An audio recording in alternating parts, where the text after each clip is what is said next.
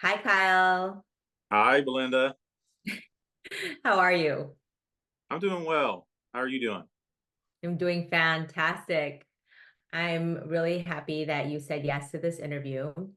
I'm really excited to be talking about iridology. I feel like not a lot of people know about it. Yeah, I really appreciate your interest in it, and not just your interest, but you've had an interest in sharing it with a lot of other people. And then this, of course, is going to get shared with people. So I really do appreciate you. Of course. Oh, good, good. Okay, so I'm here with Kyle Mays. He is an iridologist, and I'm going to start with your bio. Kyle is a diplomat of holistic iridology. Iridology is a 3,000-year-old art and science. The iris, sclera, and pupil of the eye show the veil the soul has created through consciousness or forgetfulness that reflects the illusion which prepares the soul for attaining the reality of full enlightenment. The eyes are the windows of the soul and can reveal our physical, emotional, and mental characteristics.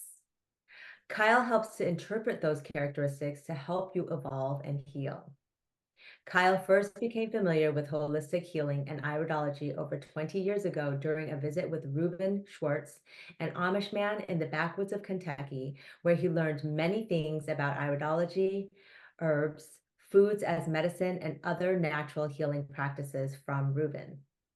Since then, Kyle has graduated from the International Institute of Iridology and trained under Dr. David J. Pisek, who is heralded as the new pioneer in iridology. Outside of iridology, Kyle has shared space and sat in ceremonial circles with many powerful healers, mentors, and teachers from all over the US. Kyle also offers other holistic healing practices with men's coaching, sobriety mentoring, Reiki, and meditation by guiding a person inward through his own spiritual healing experiences. He offers these in Amboy, Washington, where he is based. He believes the true nature of healing begins on the spiritual level first, then into the mental and emotional levels, and finally into the physical body. Did you have anything else you wanted to add? No, that was quite a bit and well read. So thank you, Belinda. That's good enough. I guess we could throw a farmer in on the end of that, and that's something that's redeveloped in the last couple of years of my life. I grew up as a farmer for the first 20 25 years of my life, and then had a disconnect from it, I'll say, until recently. So I'm back into that world now. So yeah, maybe Yeah, for and another interview we can go down that road. right? Yeah, because you guys are practicing regenerative farming out at Fayou Farms. Yes. Yeah, that's a big endeavor. Yeah. I What's the love it size? though.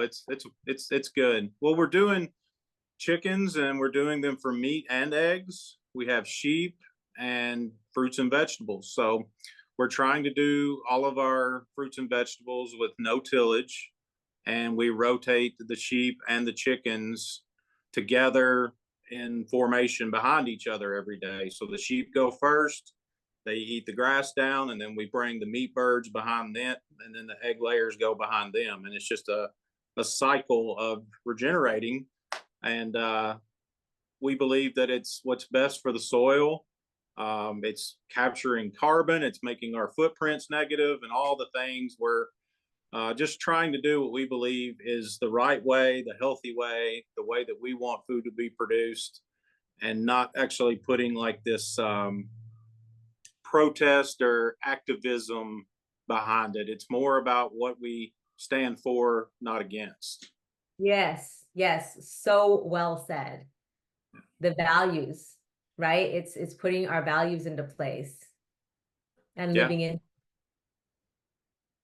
Yeah, I bet your food is wonderful because it's so enriched with like love from the land and from you guys.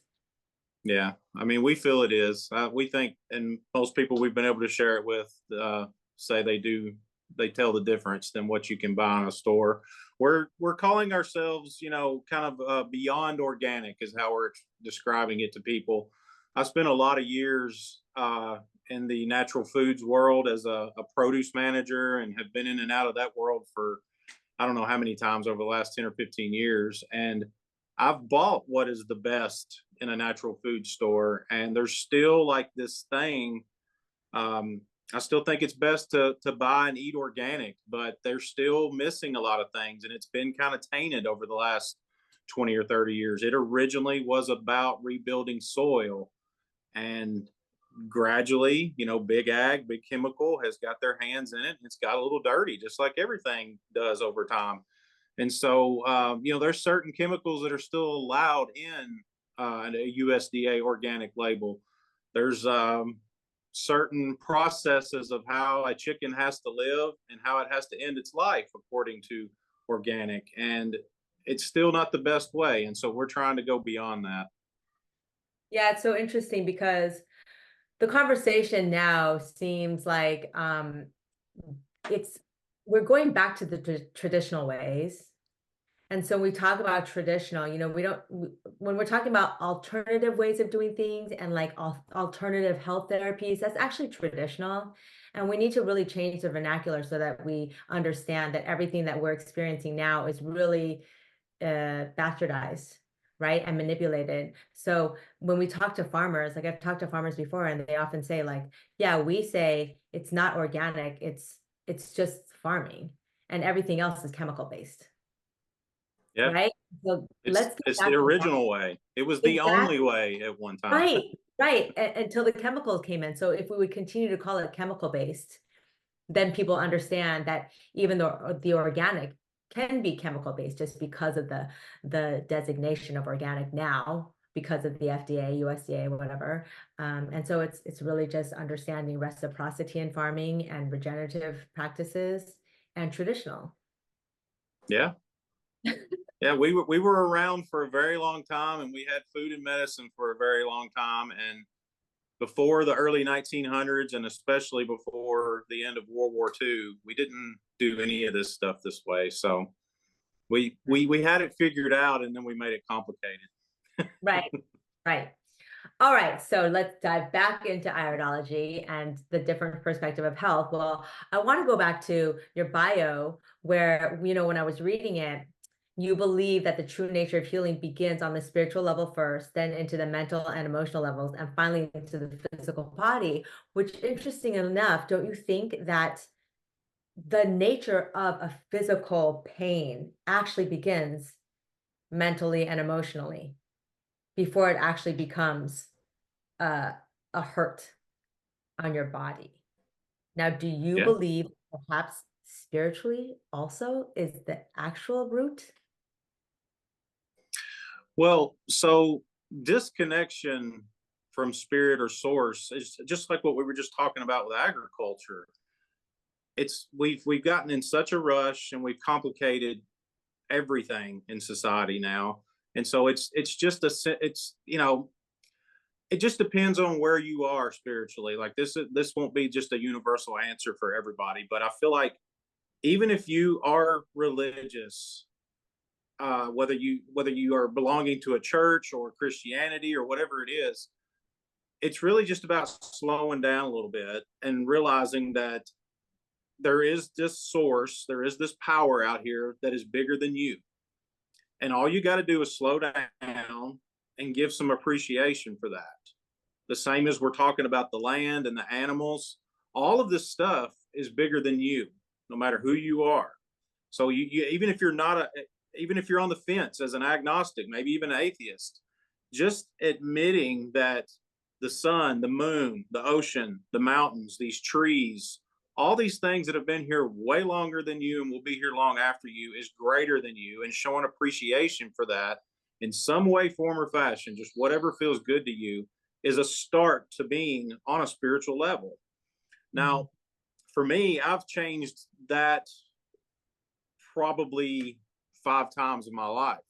I was raised old fashioned missionary Baptist in the South, and I had a lot of questions. I wanted to know all the whys of why we're doing this and what does it really mean. And I never got any good answers. I always got the answer of just have the faith. And I'm not saying that having faith is bad. We do need to have faith. There's not always an answer for this stuff. But it led me down a path of just like, well, then this is just BS. I'm not going to follow this anymore. Nobody can explain anything to me. And I became very disconnected from source altogether. And I've had my own awakening at least 2 or 3 times since then, especially in 2020, and kind of started all over and kind of got to that point where I'm like, wow, I really can just sit with the sunrise or the sunset and just be quiet and sit there and be present. Presence is a big one too. That's a path of spirituality. Understanding that what we started talking about 5 minutes ago with agriculture is gone. It's not here anymore, and we have no idea what's going to happen 5 minutes from now. So just being present brings you into your spiritual connection. So yeah, I don't know. That kind of, I feel like I was going all over the place there for a second, but it can mean so many things for so many people. And at the end of the day, we are in such a rush to find out everything, figure out everything, and just get to the future, get to the future. And it's really just about slowing down and being present and just acknowledging that there is a power greater than you and giving some thanks for that. Yeah, gratitude. Gratitude is a big one. Yeah. But yeah, moving on from that, the mental aspect is next, and it's before the emotional. We do create these thoughts in our heads that set the path for everything else that does eventually lead to the physical. So, we can go into each one, but it's like with that's another just slowing down process and understanding that we do create a lot of these things in our heads, especially the worry and the fear and the anxieties. We create that. I can't remember the original quoter of this, but it's like the 85, I think it was the holistic psychologist. She's big on Instagram. Yeah. Uh, said one time that 85% of everything that we think is going to happen to us never happens at all. And the other 15% is nowhere near as bad as we thought it was going to be. So just think if we can just go into every single day that way, there's so many things we wouldn't create in our lives because we just didn't think it up. We didn't worry about it. We didn't create the anxiety and the fears and what's going to happen tomorrow, with our news cycles and all this stuff, who's going to be president, all these things. If we would just slow down and realize that whatever we're thinking is going to happen is probably not, and whatever does happen is not going to be near as bad as we're thinking it is. So, Well, I'd like to add to that. I forget who I was listening to or reading, but they said worry is just praying for the things you don't want. yeah, that's Right? that's very well said. Because where we put our thoughts is what we create. And so, oh my gosh, and right now I'm reading. Have you ever read the Ringing Cedars series, No. Anastasia? Oh Mm-mm. gosh, I think it's like 10 books, but I'm on book 2. And in it, Anastasia is talking about how to transform the world. And she says, well, if everybody in the world would wake up and the first thing they think is beauty and peace and love, that would change humanity. Yeah. And like the guy that's talking with her was like, oh, come on, Asia, no one's going to do that. And she says, but you will do that because I've asked you to now. And so now there's 2 of us. And then once you write this book, more people will do that. Because think of how many people, as you're saying, with the rushing and rushing, how many people wake up in the morning and the first thing they think about is work or something, some responsibility of theirs, and not taking that pause to have appreciation for the things that are greater than us and setting our path for goodness and light in the world, because we wake up and we have appreciation and we say and we think loving thoughts and peace. Yeah. Just a simple thank you that only takes 1 second when you first sit up in bed in the morning, and most of us don't make time for that. No, we don't. It's like 1 minute. All right, let's talk about iridology. Tell us more about iridology. Well, so iridology is analyzing the iris, and so every organ in the body is represented in our eyes. Think of the eyeballs as the monitor to your computer. Everything is connected to that, and so it's one of the first things to form in our bodies. You see pictures of babies in wombs, on the internet all the time, and it's like we have this weird shaped head, and it's because The eyeball is just done forming at that point, and everything else is just an extension of that. And so, iris interpretation goes back at least 3,000 years. I mean, it goes all the way back to Chaldea, the cradle of knowledge, the area that we know now is like Baghdad, Iraq. Hippocrates spoke about the health of the eyes. It's mentioned in the Bible, in the book of Luke, of if it's when your eyes have light, they are whole, and if they are dark, the body is in bad health. That's not the exact quote in Luke, but it's mentioned so many times over the last 3,000 years. But I believe it to be the least invasive and most preventative practice that you can do to take control of your health. Everybody's had a shift, whether you go one way or the other, over trust in our medical system over the last few years. And I feel that this lays out the entire roadmap that you came into this world with and gives you the opportunity to take full control of it. With a full comprehensive iris report like I do, you have the ability to know all your strengths, all your weaknesses, what you came in here and what you're working with, and the things that you can work on to improve those weaknesses. There's also the whole, like we were starting to talk about, the thoughts and emotions associated with that, because most of this report is laying out your predispositions. It's what you were born with. So you have the ability to know that things like grief and forgiveness and anger and resentment can impact all these parts of your body. Letting go when it comes to digestive and choline issues, and just gives you the opportunity to be the driver of your vehicle. When I hand you an iris report, I'm giving you the keys, and it's just up to you from there how you drive it. It's just, the earlier you can see it, the better. There's no right or wrong time to do iris analysis. I feel like that answered your question briefly, but we can keep going. You did mention that it's best to do iridology after the age of, was it 12? Well, the immune system, I feel like, and just what the maturity builds up by then. At least 8 to 10 to 12 years old, somewhere in there. It's not to say that you can't do it earlier, but there's just so many changes that have the opportunity to happen in that window that's outside of what you were born with, that's a good number to go with. It's just somewhere in the age of 8 to 12 years old is a good time. And that's just my opinion. That's not really backed up in any of the textbooks or anything, but when we come into this world, there's immediate interventions, that we can talk about any of those interventions, from the moment a nurse or a doctor grabs you and takes you away, to the first bite of food, to the first sound, the introduction to being in school, religion, movies and television, other family members, just being in the world. We get altered quite a bit in those first 10 years. So, and really under 5 years old is the most clearest you're probably ever going to see anyone's irises, and that's if you were raised really healthy as a baby, because you haven't quite been influenced by all of that stuff I mentioned, and you hopefully haven't been influenced by the toxicity of bad food and water and stuff like that. But a lot of that stuff in the first 10 years of our life can change the color a little bit. That would be so interesting to do an iridology assessment on a less than 5-year-old, and then assess it again at like 11. Are you familiar with Zach Bush?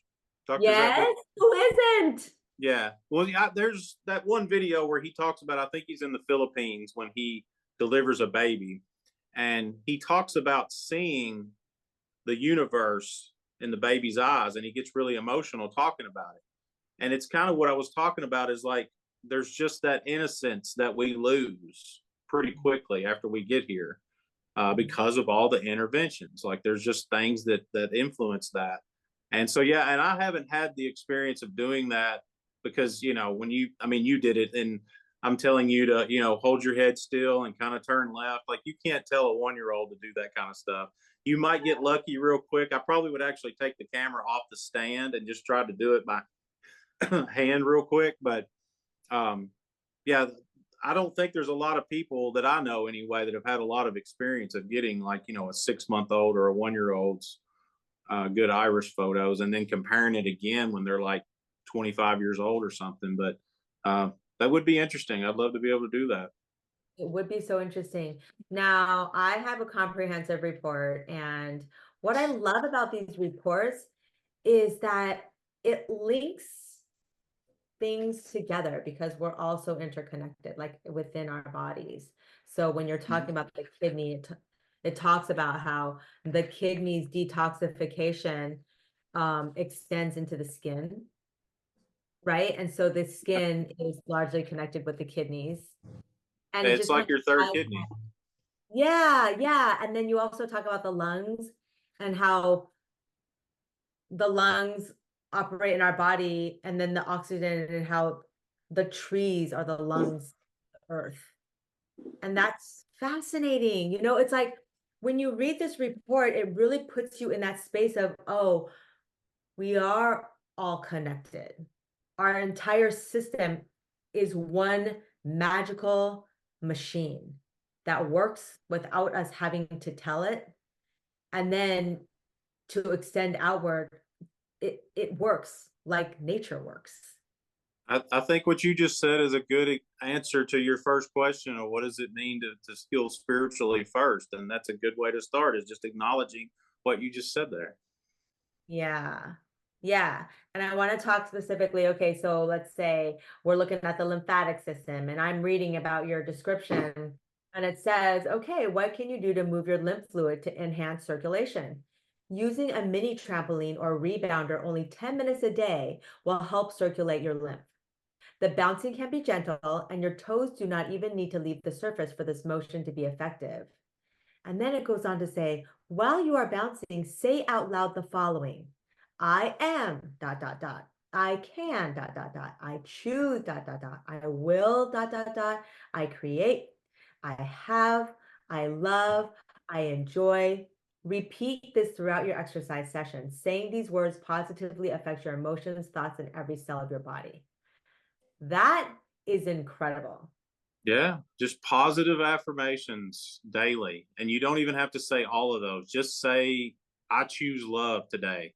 And just Yeah. say that over and over again while you're bouncing up and down, shaking your body. And I Yes. know it sounds so crazy to some people who are not into the woo woo stuff, but it's just like, and to take it a step further, if you do that barefoot on the ground, it's even better. You talk about being Oh, connected and just shaking. And I mean, that's what your trees are out here doing. You're talking about the lungs and the trees. I look out right now and these trees are all just waving around and their feet are on the ground. And it's just like they're happy and they feel good. And that's what we should be doing too. yeah, yeah, and then, in animals, if you watch them, every time they have, like, a fight or flight, after the fight, they shake it off. Yeah. We just sit at our desk, and we just deal with the stress, and we sit all day. Yeah. Buried as deep as we can and inside. And then each, report also has lists like nutrients, herbs, foods, and activities that support the lymph. And so it does that for everything: the respiratory system, epidermis, kidney, liver. It's so incredible, this report. Yeah, that's what I'm saying. When I say it, I'm giving you the keys. Like it's everything, and it's you don't have to do all of those things. It's really just pick where you're at in the moment. And I also tell people it's more about also before you see, because that can be overwhelming to a lot of people to see five things with five more things below them of all these things that you could or should be doing. And it's like look at like two different sections that you may have the lower scores on. There may be one thing in both of those that is beneficial for both those areas of your body. And also, what is something you can stop doing? I always tell before we pick up something else, put one thing down. We're all carrying something that's probably not serving us well, and just set that down first, and then pick one of those activities or one of those herbs, one of those foods to change something before you take on something else. And it's like we so do that in this society now. We're always like, oh, I got to start taking vitamin D, or someone said I need to take a probiotic. Well, if you're doing something that's not serving you well, the vitamin C and the probiotic are not going to matter. You're just adding on more. It's just more weight to carry. So yeah, that's where I tell people to start out. When you see that big, long, comprehensive report with all these recommendations, that's like a lifelong thing. You don't have to just start them all right now. It's stop doing something and try to find something to incorporate that serves more than one area of the report. Yeah, in my report, ginger comes up a lot. There So you not go. just go and eat ginger all day long. Just kidding. Yeah. Yeah, But that's you may hate ginger. Like you may literally just want to puke every time you smell it. So maybe the ginger's not the one for you. That's why there's so many other options, you know? right, right. And that goes back to we are our own experts on ourselves, and we have to slow down in order to know what's right for us. Like when you talk to herbalists, they sit with a plant. They'll sit with a plant for like 3 months or 6 months to Yeah. really understand that plant, right? And that's really slowing down. And can we do Yeah. that with like, let's say if I'm gonna incorporate one of these herbs into my diet, I hope that I would just take the one herb and use it every day and see how I Yeah. feel. I'm not very good at this kind of thing. I'm actually very speedy as well. So the reminder to slow down is really useful. Yeah. Natalie has a plan out here on the farm to build a spiral, which is, we're already building it, but it'll take probably a couple years to get it where it's like literally at least waist high as you walk through the spiral. And we want it to be a complete herb spiral and let people actually walk through it to see what herbs call out to them. So if you had this report and you've got like all these herbs and it's just like, well, let's just go see. Let's just go see if something stands out or calls to you. And that would be the one maybe to go with, you know? Yeah, I love that. I can't wait till that's ready. Yeah. And if people are familiar with muscle testing, you could go down that list of herbs and muscle test it yourself. That's Yeah. you just your own higher self, right? Yeah. Okay, so this iridology, it needs to be specifically done, so it always needs to be done in person because you're taking the photo. Somebody couldn't take a picture of their eye and just send it to you. They have, yes. I do have what I call online instructions that I can email people. There are ways to get pretty good photos with your cell phone, but you do have to get. It has to involve someone else. It never can be like in a selfie form. And then I have had people who have went to like professional photographers and had like just as good of pictures as I take. Those people have had blue eyes though, which are a lot easier to photograph. Uh, Hazel or brown eyes, I don't know how that would work if someone doesn't actually have an iris cam. But there are ways of doing it where you don't have to come see me. But I do always want people who can to come see me. And it's I remember my original mentor that you mentioned, Ruben Schwartz. He didn't, he was Amish, so he didn't have the camera and he didn't have the technology. He just did the light and lens, and people came from all over the world to see him. And people do that to see Dr. Pezic as well. So it's like there is a connection and from the beginning to the end. And I do always take my camera when I do health fairs and at the event that you were at and stuff. So I do try to make myself available. And my camera does come with a fire and waterproof traveling case that I can take on airplanes. But I haven't gotten into that world yet of flying around and doing in this. But it's a possibility to go anywhere with it. Yeah. Right. So if a bunch of people wanted to get together and fly you in to do like an evening of iridology, they could do that, Sure. right?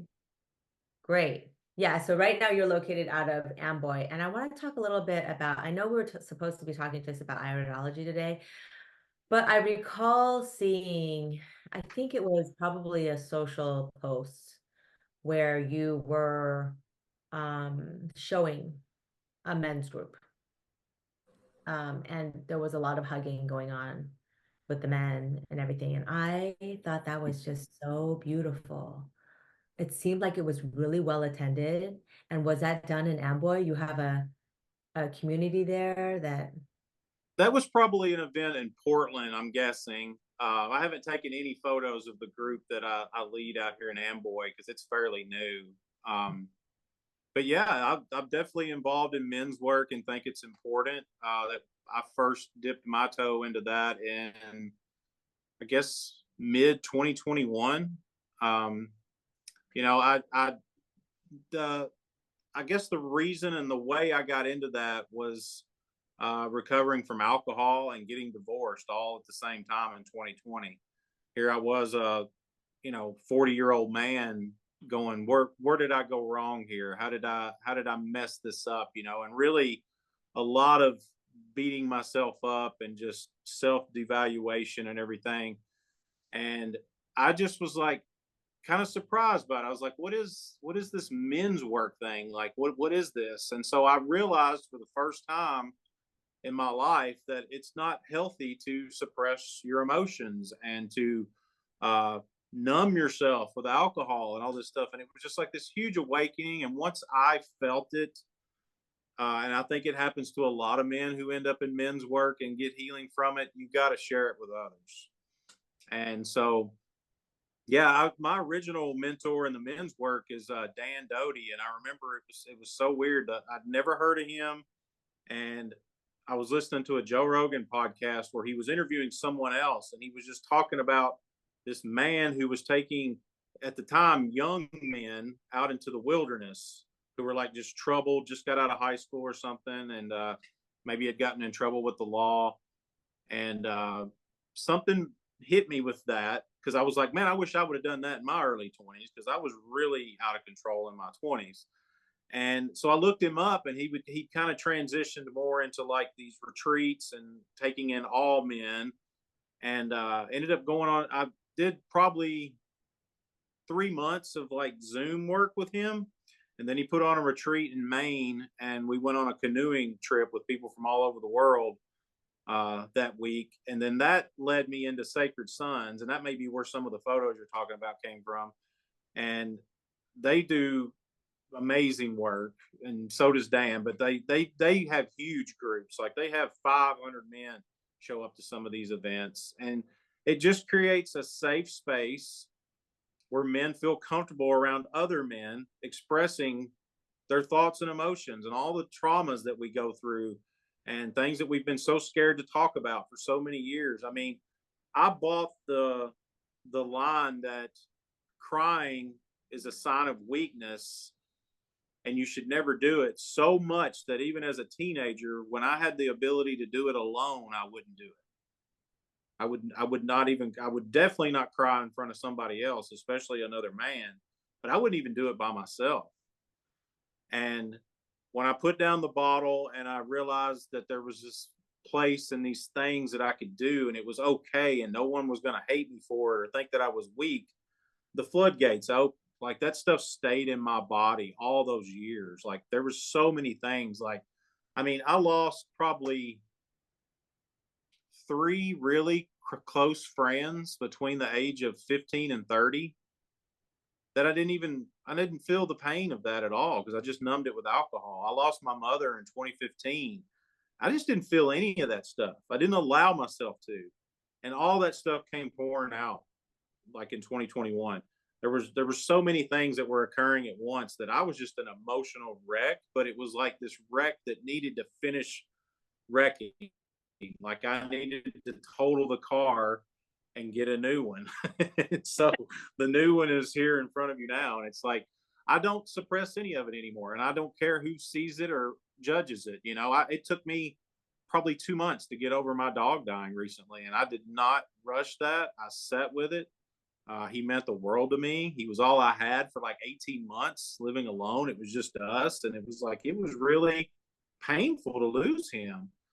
And the old me would have just not, no way would I shed a tear for my dog. Like I wouldn't even shed one for my mother. How could I shed one for my dog? It's like, so, and the message I just want to send out on that is to men is that it doesn't make you weak, it makes you stronger. It's literally the opposite. You become so much, you're weakening yourself because you're holding on to it. It is a huge weight and a burden that you don't have to carry, and you become much stronger by releasing it. And so what I'm doing with the one now is the same that all the other ones that I mentioned are doing, is we're just creating a safe space to hold that, and it's confidential, and you can, nothing is too big for it. We can talk about anything. I've seen everything from just divorce, dogs dying, to sexual abuse, physical abuse, traumas, and all that stuff get released, and it's a beautiful thing. Right. And I feel like, I mean, when I saw those images, it was just so heartwarming and just because the men need this. I was also listening to a podcast, I think it's called Men This Way, and they were talking about a movie called The Masks We Wear. And I think it's specific to men. Like men are known to wear masks from the time you're very young, right? Hmm. And it's beautiful when they can gather. And I do see men tend to numb themselves, whether it's alcohol, drugs, media, whatever it is, they're doing a lot of coping, numbing mechanisms. And Yeah, it's really important for these men's gatherings to happen, like you said, for the teens. Sort of like a rite of passage that we don't do anymore. But instead of like a rite of passage, it could very well just be like a rite of connection, right? And being around men and understanding that it's safe to feel your emotions and actually it's very healthy and builds your strength. And yeah. I wish It's everyone. it's a it's another thing that we have shifted and suppressed, like we were talking about with agriculture in the last 100 years. I mean, men used to gather and talk. You had tribes, you had all kinds of community meetings, and you still have a lot of church groups that have a men's group. And that's usually more like business related and stuff like that. But just, we've really just gotten away from just the community aspect of just sitting around and talking amongst men about just anything, much less the hard times that we're going through. And it's like it's just, there's a huge difference there between men and women on how we do that. Like the typical thing of like, it's barbershop talk and beauty shop talk. Well, if the woman comes in and says, I just found out my man's cheating on me. Well, the women gather around him and me, and they're like, you can come stay with me, girl. You come with us. We got you. We're going to take care of you. Well, the men, if a man sits down in the barbershop chair and says, my wife was cheating on me, well, we're just going to be like, well, you got to get rid of her, and you're going out with us tonight, and we're going to get hammered drunk, and we're going to find you a new woman. And it's just like, whoa, whoa, whoa, whoa. Where's the space being held for the man? It's like, come on. And so, and I think I talked to you about it on how the grief, like we're so much different on the grief aspect too, of like, we suppress it, and then the women who do hold the space for everybody in a grieving situation, like when someone passes, you all almost forget to do it in those situations. So Yeah. it's like the pendulum is swings on the barbershop aspect or the locker room talk, all that kind of stuff. But then the grief part, we just refuse to do it, and we suppress it any way we can. And you all hold that space to the point where you forget that you didn't even grieve yourself. So yeah, it's really about slowing down. We're just in too big of a damn rush on everything, from the food to our emotions to everything. Yeah, yeah, and I think that's the lesson. And that's the goal is to really slow down and pass that on to our children. It's Yeah, okay. It's okay to just sit and do nothing, yeah. right? And That is also, something that's coming up a lot. I don't know if it's been around before, but it just seems like it's getting bigger in this shift that we're having, of people realizing that we've got work to do so that our children don't have to do it. And that's not just the building wealth and handing things down physically, materialistically to our kids. It's like we're handing them stuff that's going beyond what we realize. And It's stuff that we came into this world with from our parents, our grandparents, our great grandparents. It goes back as many as three great grandparents, that we all have that knowledge now, and it's up to us to at least work on it a little. You may not be able to heal it all in your short time on this earth, but anything you can keep from handing down to your kids is very beneficial. Yeah, and that goes back to the iridology because when you do these reports, it does show you your generational predispositions. And that includes, your mental and emotional state, right? And so also when I look at these reports, I look at it with like curiosity. Like when I see these generational ties, I will say, oh, that's interesting. I'm not wearing it as my hat because I don't do things like that. I totally believe in epigenetics. Like I can shift anything, right? If we put our minds to it, we can shift anything. But it is very interesting to see and to notice and then be able to sort of shift that. Hmm. Absolutely. Yeah. Well, did you want to share one last story? And this is the one about you working on the land with your grandfather. Oh yeah, sure. I don't mind sharing that. So that's probably not my only experience, but my biggest one so far of what people are calling ancestral healing. And I feel very lucky because it just kind of it fell in my lap. And I just so it starts with a few years ago. I decided to talk to my dad about a little bit of this journey I've been on over the last few years, and sharing some about the iridology stuff with him on how we're influenced by our ancestors and stuff. And so I was asking a lot of questions because I don't know much about my family beyond my grandparents. My grandfather and my grandmother on my dad's side I knew until I was an adult, and my grandfather on my mom's side is the only one that I knew. Her mother died before I was ever born. So I asked him a lot of questions about, like, where did grandpa like come from? What was his upbringing? Like, all I know is that he was a World War II veteran. He was the police chief and the sheriff of our town and county growing up, and he was a farmer.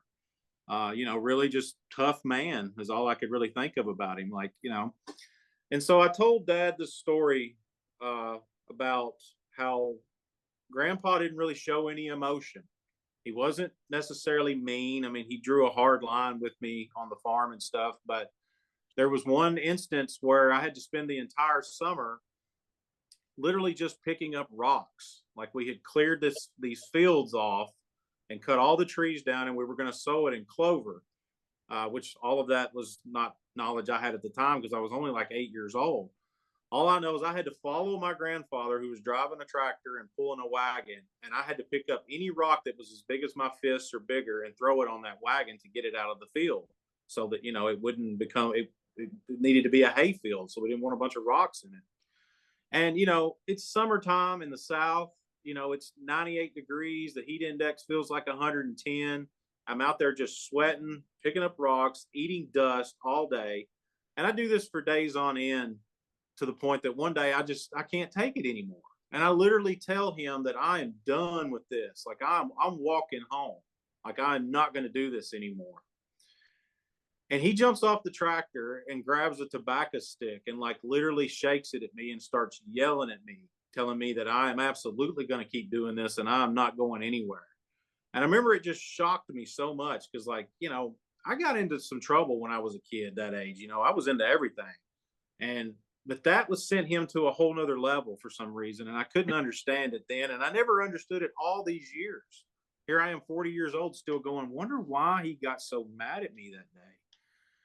And so when I'm having this conversation with my dad, he tells me that where we were picking up those rocks and clearing off that field, there used to be a log cabin there that my grandfather was born in. And like, it had already been torn down way before we cleared the trees or anything. And he's like, you literally were standing right there where he grew up. And he tells me that when my grandfather was my age, 8 years old, that his father abandoned them and just left the family, married another woman, moved like 200 miles north to Louisville, and started this whole other life and just left them. And I also look exactly like my grandfather. Every stage of my life to where I'm at right now, when he was in his 40s, he looked just like this. And when I was 8 years old, I looked just like he looked when he was 8 years old. They used to show me black and white pictures when I was that age and asked me if I remember having that picture took. And I'd be like, no, I don't. And just, I'd be really confused about it. And everybody would laugh. And it was like in black and white. Of course, it wasn't me, but it was my grandpa. And so my grandfather in that moment saw the little boy abandoning him the same way his father had abandoned him in that exact same spot. I don't know, 50 years earlier. I don't know how long it was. And I ended up getting off the phone with my dad. Like, I still wanted to have all this conversation with him, but I had to let him go. And I was walking on a hiking trail while I was talking to him. And I just kind of got off the trail and went in the woods, and I just kind of got down on my knees and I started crying, and I prayed for forgiveness for my great grandfather. Asked my grandfather to forgive me for attempting to abandon him that day, and letting him know that I forgive him for getting so angry at me.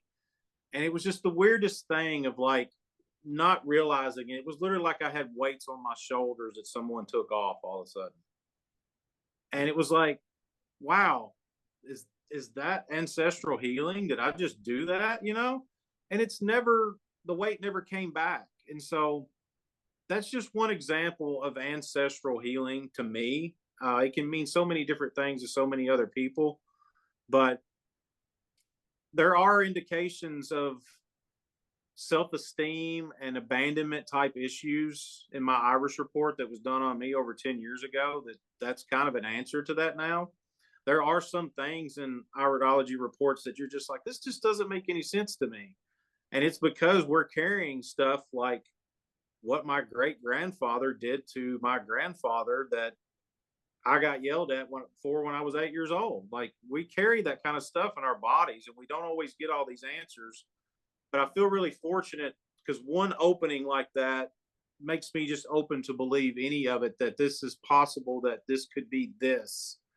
And Mm. regardless of being able to put a name and a face to it, I still can put that energy out through prayer and meditation of forgiveness and just acceptance that this could be what this is, and I'm okay with it either way. Um, yeah, that was the one story on that. And then I've got another brief one where on forgiveness that doesn't have anything to do with my lineage, but I feel like it's something quick I just want to say without telling the long story like I just did that one. I dealt with a shoulder injury for 20 years, like throbbing pain that scan after scan, nobody could tell me anything. No chiropractors, no MRIs, no nothing. I had one doctor one time tell me that there was a slight impingement in my shoulder. And of course, said there's, pain medications and all this you can take, but there's really nothing wrong with your shoulder. Well, it took just someone simply asking me the question, when do you remember this pain starting? And I told them about a hit I took in football that year. And they were like, well, what led up to that? And I was like, well, I didn't want to play that year. I wanted to quit. And I had a coach that when I told him I was quitting, that I wasn't going to start this season. This was like summer 2-a-day practice. We hadn't played a game yet. That broke down and cried and told me that this was the worst day of his life and made me feel like I was going to let down the team, my friends, my community, all this stuff. And I felt horrible. And I came back and played that year. And long story short, forgiving him in that moment, literally within 5 minutes, the shoulder pain went away and it's been gone ever since. So I was just holding on to anger and resentment and just bitterness towards him for making me play that final year when I didn't want to. So, yeah, I just wanted to throw that one out there too, that, forgiveness in your Irish report is associated with kidneys and skin, like we were talking about, but it can go much deeper than that. It can be shoulder pain too. Wow. Yeah. Isn't that interesting? Like that literally has to do with emotions. A Yeah, physical thing has to do with emotions. yeah. It's the root It cause. can go all the way back to 100+ years ago, or it can go back to high school and Yeah, everywhere in between. right. We just never know.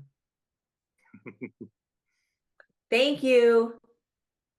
That was really insightful and helpful. Did you have anything else you wanted to add about iridology?